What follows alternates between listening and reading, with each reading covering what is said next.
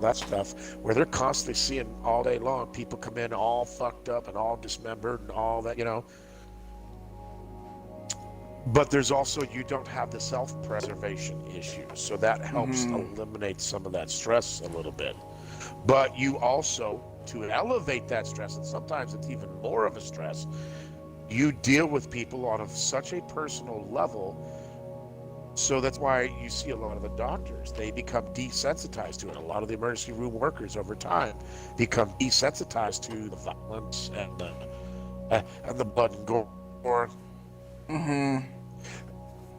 And they sometimes are a little harsh or a little flatlined with patients or their families because they see it every day. Mm-hmm. And it's You're easy to slip into that. you're hitting the nail right in the fucking head with that, dude. It's completely accurate. Yeah. Like the most The stress. psychological aspect of things are much more about the stress than the physical aspects of things. Like, yeah, the most stressful part of my job is dealing with family members. Like, when we Correct. had when we had the policy where nobody was, it's only the patient, no family members allowed. Shit was so fucking easy. As soon as we got patients with family members back in the rooms, I mean, Yep. it adds another level of complexity to it, and it's just If you had a choice of going and telling someone how badly injured somebody, their family member is, or working on a patient who's massively fucked up, trying to save their life or potentially losing them, which one would you rather do? the second one.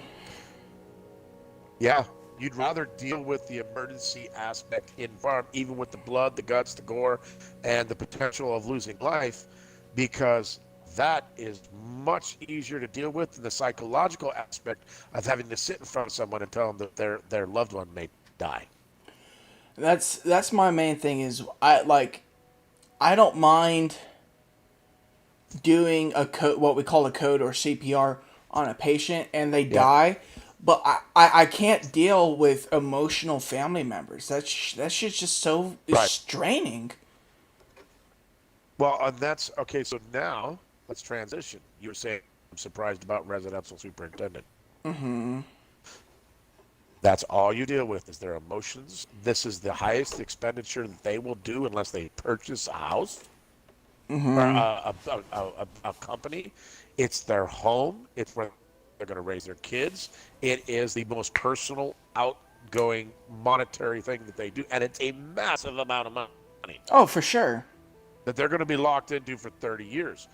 The stress, a lot of the stress of the job is a lot of it's self-imposed because you want that to be right for them. You Mm-hmm. represent not only your company and yourself, but also your clients. And they are super stressed out. Mm-hmm. They may be financially strapped by the purchase that they're making. There's things that go wrong. You used to things going wrong, and you try and find a way to calm them down because they overreact to everything. Mm-hmm. And if you don't make your deadlines, that family of six that's getting ready to move into your house, or that newlywed that wants, or the fiance and husband that want to get married in their new house, or that couple that wants to have, wants to be in the house to have the baby because, all blah, blah, blah, or like, I've had homeowners that you know, I had one, my last community over at Dominion Valley that the the homeowners, his wife had their twin babies were born the day before they settled, Uh-huh. and they lost one of the twins in birth. Jesus. And so, they didn't show up to the walkthrough or the settlement the next day, and we didn't know what was going on. We tried to get a hold of them, and finally, the day after, they emailed our sales staff, told us what happened, uh, and we were like, okay, take whatever amount of time you want. We'll put this on hold, but just trying to do whatever you can because now you feel like an asshole Mm-hmm. because not realizing that something went so terribly wrong for a young couple, their first children. Mm-hmm. young couple. So all the stress of going through a year of all the stuff with the house and everything. So yeah, it's and a lot of it is a self-imposed stress Oh, for sure. because you want it to be right for them. You you put a lot of self. I mean, I know that. I mean, that's why I have digestion problems. I have ulcers. I have that. I've been doing this for 27 years, and I've been in this, and I've never had a break. It's like You know, when people ask me if I'm gonna become a paramedic or a nurse or maybe a doctor, and I'm like, I'm not responsible enough. That's my kind of joke correct answer, but I also don't want to have the responsibility of having someone's life in my hands. You know, I'd rather be told what to do rather than making those decisions myself. That's the hard part. Is I'm good with directions, but I'm totally shit at trying to figure out what the fuck is going on and how to address the situation. Like I could do that, but oddly like enough, I'd rather I have am the direction. complete antithesis of that. I'm in the complete opposite. I don't like having too much direction, and I would rather. I had no problem making life and death decisions in the military, and I have no problem making high financial decisions. It's when people start telling me that they want me to do it a certain way, and I don't agree with it, then I struggle with it massively. And I don't like it. I don't like. I like having the freedom that I have to do things the way I think it should be done. And after now 22 years with the company, I have enough pull, and I have earned the right and the ability through 22 years of proving it to make decisions that even my boss generally will go with, and people in the division office and now at a corporate level, based off recommendations that I've done. I mean, So I'm the complete antithesis. I have to have the control. I have to have the say so because I don't operate when somebody else. I'd rather be the one to walk up to that homeowner and tell them the bad news because it's a. If you go in the psychological side of me, and that is something that it's got to do with my protective instincts, not just protecting myself, but protecting the client and protecting Toll Brothers, and having the else can. That's just the truth of it. That has a lot to do with it for me, and my control, my need for control is that I know that I'm going to be extra sensitive talking to a homeowner about a certain topic, but I also know and trust enough in my reading to say, hey, when I got to be an asshole with a homeowner, I know when to do that too. Now, I don't always keep calm about it because I'm also passionate about what I do. But a lot of stress in most jobs is self-imposed because of our different personalities. Like we were just talking, the comparing you and I. You like the structure and the ability to not have to make those difficult decisions, but be able to look, tell me what you need to get done. I'll go out and get it done. And I, on the other hand, prefer to be the one telling the people what to do, how to do it, how to lay it out, and go out and do it this way. that's like There is another. no, neither side is good or bad with that. It's just differences of the mental processes that each of us has. But the thing is, the world needs both of those type of people. You know, Correct, it does. because I You can't can't function have just without. one side of anything. I can't function without someone like you, but someone like you can't function without somebody like me. You know. Without someone like you. That's exactly right. Which is why you generally, it's best when both sides of it gives the other side their due respect, and generally the working relationship is a lot better. It's why, yes, I may have times. This week I had one of my old-timey meltdowns, How so? like where I blew a gasket on site. I mean, and where like the painter was afraid, and his superintendent I called and I tore him apart. And like my young assistant construction manager, this is the first time I've seen him blow up. He's been with me since February. But Rob, my full CM that's assigned to me now, this is his third time with me. And when I came back after the blow up, Well earned, mind you. Everybody knew it was well earned. But when You're, I came back from the blow up, I was gonna say you don't seem like the type of person that would blow up for no fucking reason. I feel like you would have to oh, no, have a I'm generally legitimate reason. well You're level-headed. at work.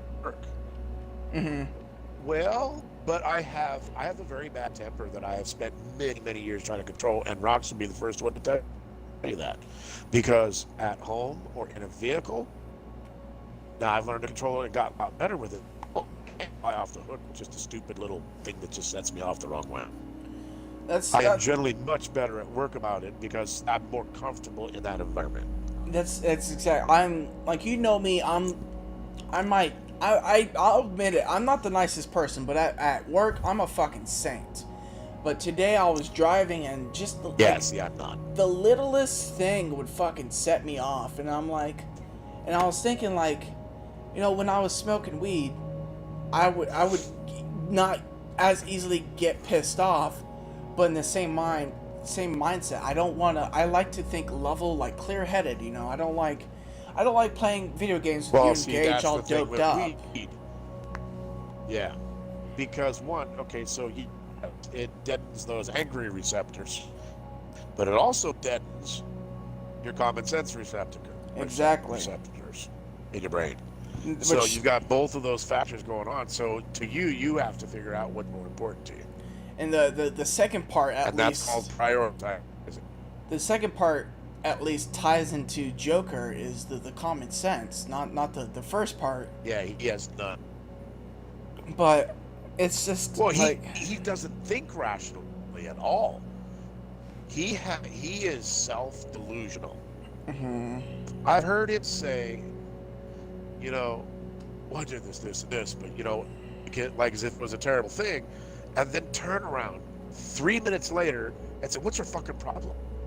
It's like, well, you just said it. You're being a dick. But then you don't understand. So here's the stuff to get the attention and the sympathy from everybody, and then here's the real feelings about it. He thinks it's all her fault. Two aspects of the psychological view of it. Like you said, two sides of the story. Yeah. And it's what we convince ourselves is the rationale behind our actions.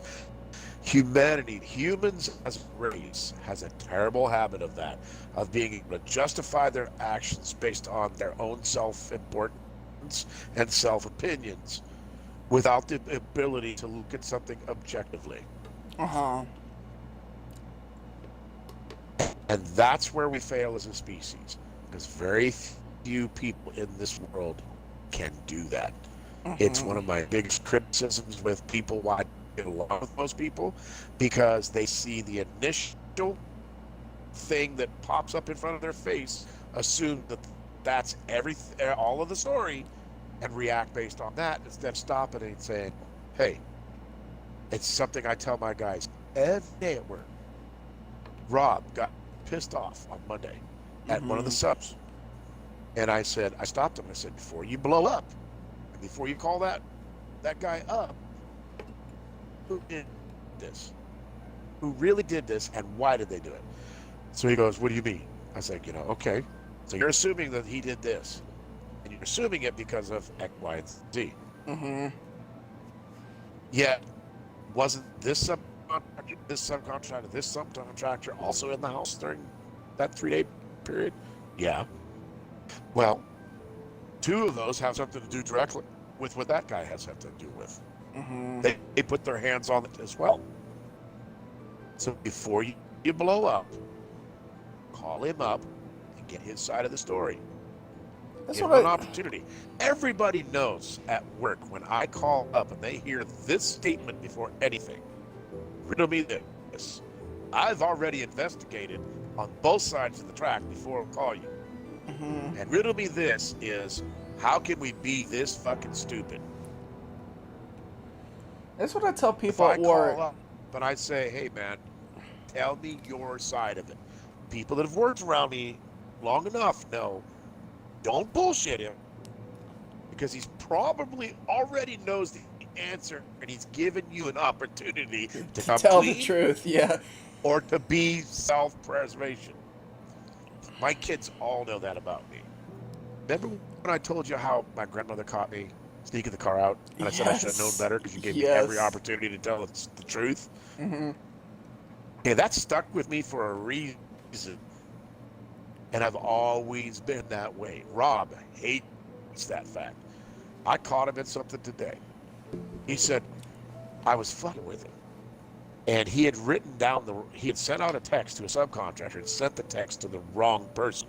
Mm-hmm. So instead of me saying anything about that, I said, "Hey Rob, you put 2102 instead of 2202 on there.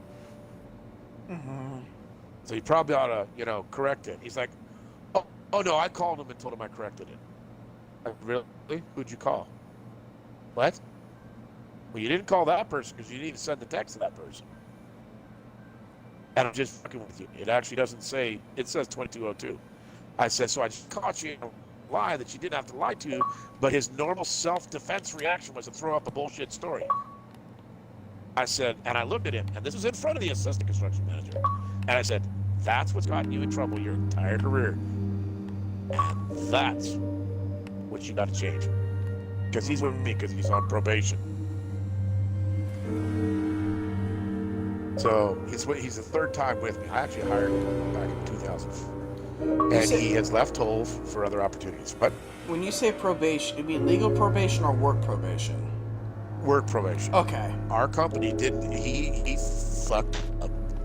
Now, there was a lot of extenuating circumstances that went into it. It wasn't all just on him, but he was the fall guy for it because he was the acting superintendent for the site when all this work was done wrong. And it's cost a lot of money to fix it. So instead of firing him, Scott Canan, our VP, wanted to give him another chance.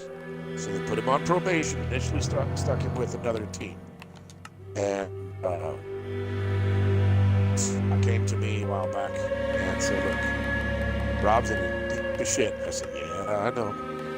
He says, I'm going to put him with you because you generally get better results out of him. And he's comfortable with you. And I know how, I'm our division trainer. So he says, you'll work with him and grind it out of you. He says, I know you ground a lot of bad habits when he came back to us the previous time. So I'm going to put him with you on a limited basis. I said, how limited? You're going to limit what I can do with him? He said, no, you got full thing with him. But we don't want him to have an interaction with homeowners and sales team. And I said, Scott, I'll give it a try, but he's no good out here. I don't mind the probation, but I got a brand new assistant construction manager that I'm teaching. I've got another brand new assistant construction manager over the condos I'm teaching, that Brian Jonesy and I are teaching. And we've got another senior construction manager over condos that's not really pulling his weight. I said, I need carte blanche and I need to let him do. And so he was with me about 2 weeks, and then they came in and they said, all right, just release him, do what you do with him. So that's what I mean by probation. Yeah. So He's a good kid. He's 41 or 2 years old. I hired him when he was 24. No, and a while ago. Oh yeah, no, this is his third stint with Toll. He has left previous times because he had really good opportunities that he didn't want to pass up, and it helped him grow as a superintendent too, and a person. But he always ended up coming back to Toll. But we told him this time when he came back, this is your last. If you leave again, we're not bringing you back. Well, Scott really likes him. At one point, Scott was his project manager when he first got promoted from ACM to CM. And, he really likes Rob. And he says, you know what?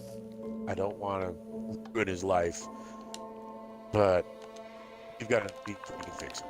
He's got to break his bad habits. So he decided to put him with me. And my immediate boss, my area manager, is not thrilled about that because he didn't want Rob out there. And I sat Brian down, my boss, and I said, look, you let me handle this my way, and we'll get him snapped up. We'll get him retrained. We'll reset it if it's going to take a little time. Just leave it to me. He's like, all right. But anyway, yeah, so, but that's an example of what I'm talking about self. Rob knows he never called the guy. but his self-defense mechanism threw up before he could say it, and before he could stop and think, and the two words he hates, logical processing, and say, why is Bill asking me this question? This is a strange question for him to ask me. And, you know, Luke saw that, my assistant construction manager. And Luke is about the most level-headed person I've ever met. This kid's going to be really good no matter what he does. How old is he? He's hungry. He's 24. Oh, that's good. He just came out of college last year. Spent a couple months at a really small builder in Tennessee where he was the starting quarterback for Tennessee Tech. And I was worried when I heard that because I thought he was going to be an arrogant, pompous jackass like most starting quarterbacks are in college. But he's actually a fucking good kid. He's smart. He's got common sense to go with it. He has a hunger to learn. His thirst for knowledge, which is one of my favorite to have in a person. I think it's one of the most important things in any job you do. If you have that hunger and that thirst to learn, then you're going to excel as long as you got the common sense and the balance to go with it. And he has that. He retains really well, and he applies immediately. I'm like, fuck, man, you're way ahead of your age.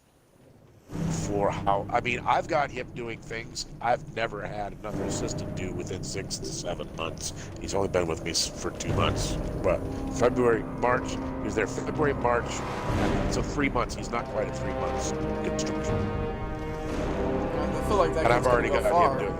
Yeah, he's gonna No, go I far. think he is as well.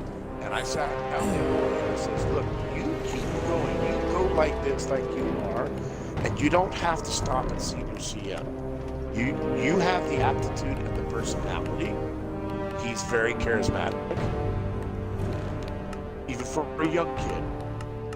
And he's a good-looking dude, so the women just fall over him, you know. But I said, you're charismatic enough, but with your balance and common sense and everything, you go a lot farther than senior CM, and I don't think you should restrict yourself. You're going to have to serve your time to do it. This is not a quick process. I'm telling you, in 5 to 8 years, you could be an area manager already. And that's, from his rank right now, that'd be 5 steps up.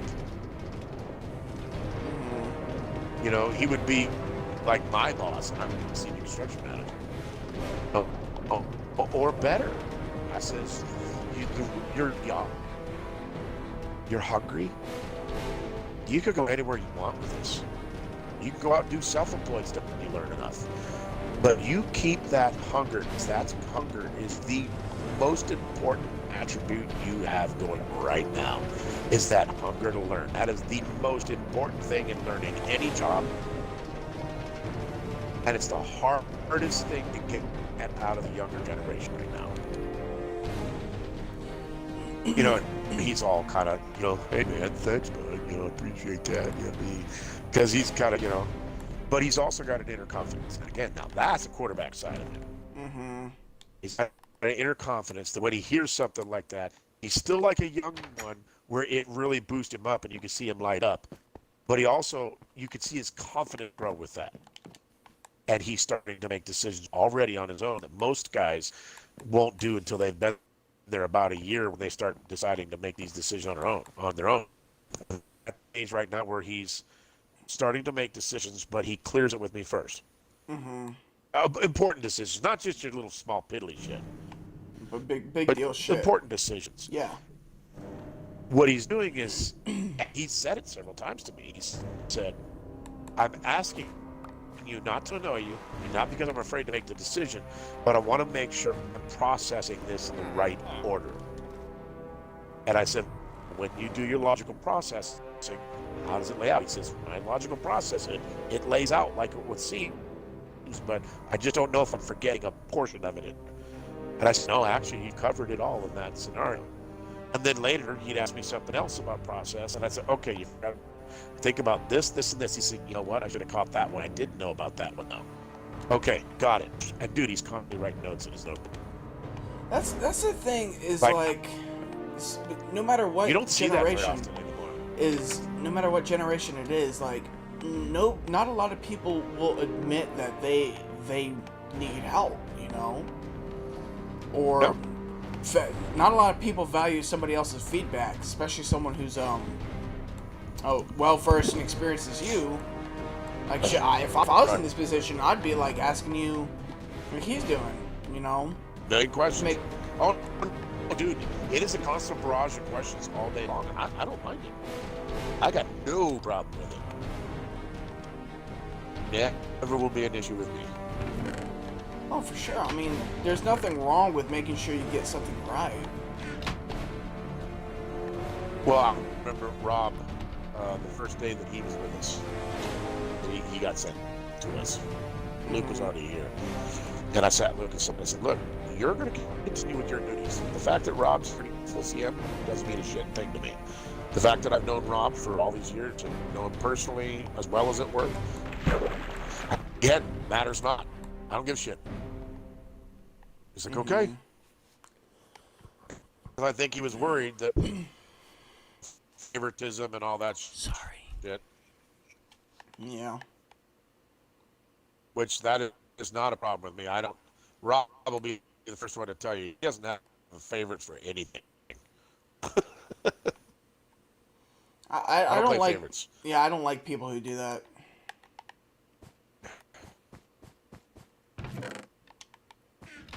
And Okay, I gotta try and fight my way out of here, and I don't know if I'm gonna be able to.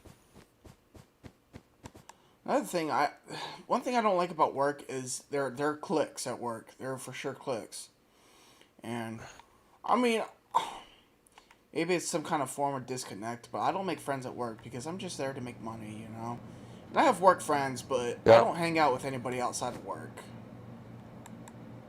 except for one person like twice. But other than that, I've been in this business for 27 years, and there's about 3 people that have been outside of work.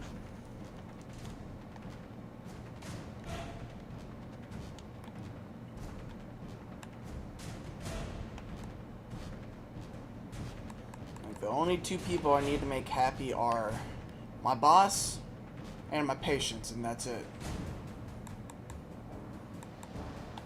Like, there's a girl at work named Heather, and she's a right cunt. Like, I don't like throwing that word out. She's a cunt, bro. And she thinks that since she came back from God, wherever the fuck she was, that she thinks she's above me. Which, I mean, she's an LPN. I'm just a tech.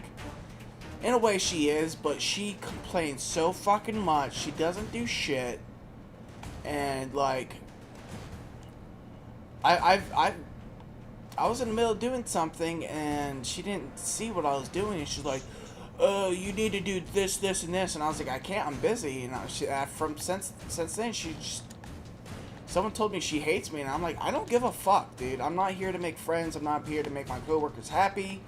I'm here to get a job done and get a paycheck. That's it. Like, that's the way I view it, But at least. sometimes when you say that, you alienate everybody at work, though. You've got to be careful with that, bud. I don't tell anybody at work that. That's you don't want to do. No, that's the internal monologue I have. Like, there are people at work I do try to make happy. Like, my 2 favorite nurses, Ashley and fuck, I know her name. I talk to her every day. Erica. They're like, if I need to talk to somebody, it's either Erica or Ashley. I always go to, because they're really nice to me. But other than that, you know, I mean, I have a few nurses I'm close with, you know, but like, I don't really care, dude. And plus, you know, I'm leaving in a week, so I honestly don't give a fuck anymore. They're like, I tell them. Yeah, well, oh yeah, it's a different story there, yeah. When my boss fucked up my schedule to where I'm working, you know, 7 a.m. to 7 p.m. when I'm normally working 11 a.m., I straight up tell some people that I'm, you know, I trust, they're lucky that I'm showing up on time. Like, yeah, it sounds petty, but like, yeah, like. But then again, you also have to keep in mind that you're also going to you're also. Oh, I know how to get out of here. You know, this whole time I have been trying to figure. I haven't been able to get out of here. But like, oh man, I don't know.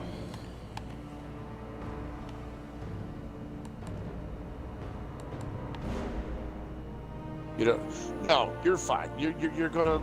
You are. Your point's valid. You're leaving. So, you know what? But just don't burn your bridges. That's all I'm saying. That's my main thing is like when I first turned my 2 Because weeks you're notice young in. and you need those references. Oh, for sure. I mean, I would never use my boss as a reference because I've heard she'll give you basically slander. Yeah, she'll slander you so hard. But there's other people that you've worked with, or maybe doctors you've worked with, and things like that. I have multiple. I could use multiple people at work for references, and they'll give me like stark raving reviews. Gotta worry about. But like, fuck, what was I gonna say? Oh, when I turned my 2 weeks notice in, I was worried that I would get to the point where I'm just gonna say fuck it in the middle of work and just leave and never come back. But that was a week ago. Target. Well, not just that, but just in general. Yeah, I know. So if I've made it through a week, I can make it through another week. Right. And it's not even a full week. It's just like 40 hours. There you go. And then, so I'm just at this point, I'm just biding my time, going through the motions, you know. What the hell? Oh, Jesus, that didn't work. All right. I'm going to have, I know I enjoyed the conversation, but I have to hop off and see if they can fucking help me out here, get me out of here. Hey, no problem, man. I can't get out of here. If at any point, if you want to play Far Cry 5, yep, shoot me a message. I will. If nothing else, if you're not even online, I know that you have it on your phone app, so I'll shoot you a message if I. For sure. When do you have to go to work? 7 a.m. tomorrow to 7 p.m. and then same thing Sunday. Okay, so you're not gonna be up super late. But... Yeah, I'm gonna try to go to bed earlier than normal. Yeah, not 2 a.m. Yeah, that's what I was saying about them fucking up my work schedule. Is I have a set sleep schedule because of them, and when they fuck that up, you know, I mean, right. It's not like I'm working at McDonald's. I'm actually dealing with somebody's life.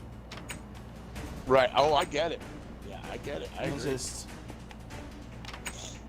one thing before you go, I will tell you one song that completely describes my manager is by Hall & Oates. It's the Out of Touch song. That completely describes her. I say I thought you were gonna say Maneater. What's the band? No, different band. It's She Fucking Hates Me. What is? I want to say it begins with O. I can't fucking remember. Anyway. No, but that's actually funnier with Hall & Oates because I've referenced Puddle of Mud. way before your time. Puddle of Mud. Puddle of Mud. There you go. Yep, that's the one. Yeah, she just. Did you Google it? I had to, yeah. I wrote "She Fucking Hates Me" song, and then it came a Puddle of Mud. Yeah, that's it. It's literally what it says almost the entire song. You ought to listen to it. It'll crack you up. I will when I hop off this party. Yeah, well, yeah. All right, man. Well, look, let me get over there because I have no idea how to get the fuck out of here because I logged off in this place when Ross and I were playing. I mean, it took forever to find our way in and complete this, and now I'm stuck here. I can't get out. Mm-hmm. So I've been sitting literally get. So, all right, man. You have a good one. I'll talk at you later, man. All right. See ya.